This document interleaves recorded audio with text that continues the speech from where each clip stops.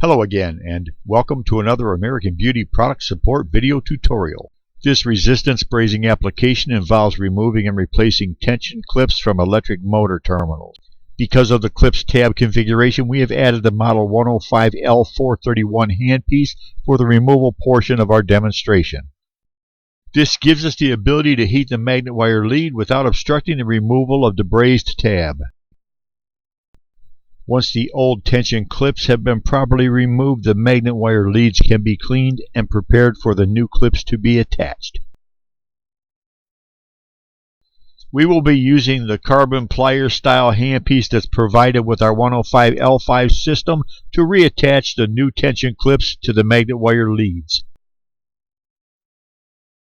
By inserting our braze ribbon material between the clip tab and the magnet wire lead, we'll apply light squeezing pressure and energize the system. Once the braze material has flowed, we'll maintain this light pressure, allowing the braze to cool and solidify. Check our website and YouTube page for other helpful and informative video clips.